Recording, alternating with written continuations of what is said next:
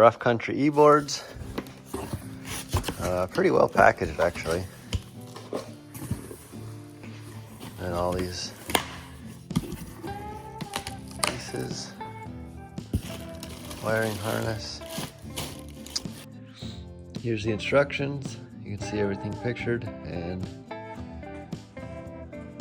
here it all is laid out. So you've got the 4 electric motors, 2 per side with the mounting brackets. You got the wiring harness, hardware, zip ties, the lights for underneath, just little LED lights. You got on-off switch. That must be the controller.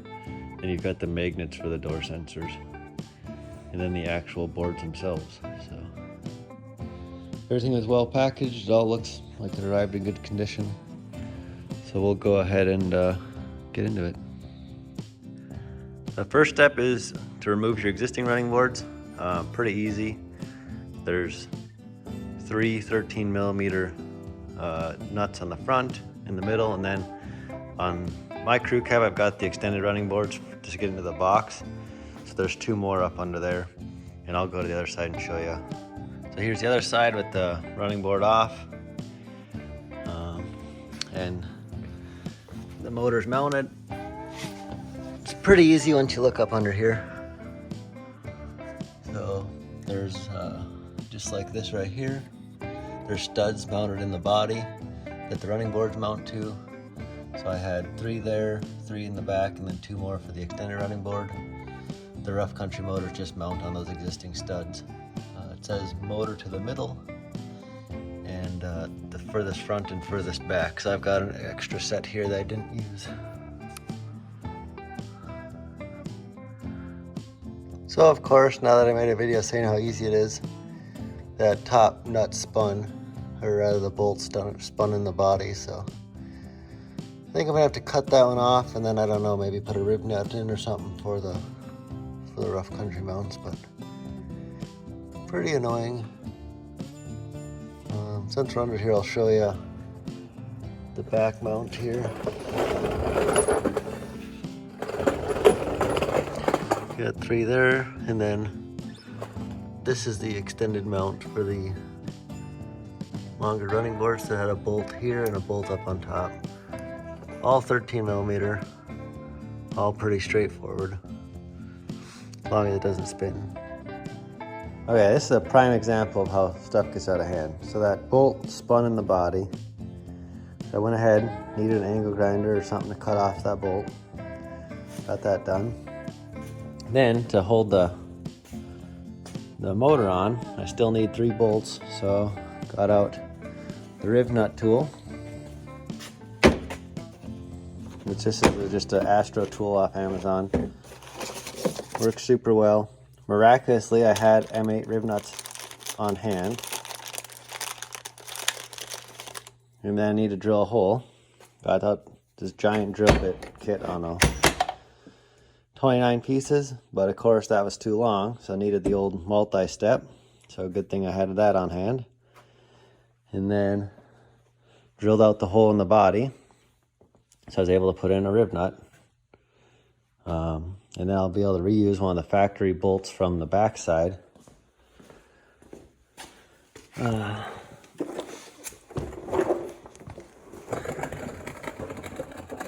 So there you go, you can see the rib nut up there. So I can reuse one of the bolts off the back right here to hold that bracket on still. So nice little 20-minute delay, but we got it sorted out. And I wasn't able to get the tool in there, so I'm going to show you guys real quick just how to use the rib nut when you can't get the tool in the spot, or if you don't have a tool. It's still super handy. I always recommend having some on hand. So again, I was able to use the factory bolt from the step side on the back. That's just a 13mm head, 8mm nut, or thread. So drilled the hole, in this case 7/16. Got the rib nut inserted in the body, and then go ahead and put one of your nuts on there, washer, thread that into the rib nut. like so. So now this is sitting inside the body of the truck, and then you hold the bolt while tightening the nut, and that'll cause the rib nut to collapse just like a regular rivet. Then once it's tight, go ahead and back the bolt out, and you're all set. So definitely worth it to have rib nuts. Like I said, if you don't want to buy the tool, just do this trick with a couple wrenches. But all right, we will continue. So the wiring's pretty much all done. It's hard to see down here, but there's one harness that comes through the floor. It's got a white, a brown, and then 2 black wires for the on-off switch. So the brown wire goes on the passenger side back to the B-pillar. And then there's a harness with your 2 sensors that plugs into that. The other side of the sensors go to ground. I grounded them to the seatbelt bracket inside the B-pillar. That's all I have for bolts in there. So this is where I mounted the passenger side passenger side front. Then the magnet is right there. Haven't tested these yet, so we'll see how they work. Coming around to the back side, you got the rear sensor. This is just the tape because I don't have it all the way peeled off yet. And the magnet's there. So in order to put the wires in, you do have to pull these up. These just pop off. You just pry up, they come right out. And then the B-pillar panel, just reach inside up here, pull it straight back. That pops off pretty easy too. So brown wire passenger side, white wire driver side, and then I'll show you what I did over there. So this white wire here goes behind the console. There's a little passage to run wires easy, so it comes underneath the carpet. I had to pull pretty much everything I could to get this wire to be long enough. Again, into the B-pillar, and then my sensors front and rear. Pretty straightforward. I opted to mount the on-off switch right here on the dash, so this bottom piece just pops down too. I don't want to break it now, but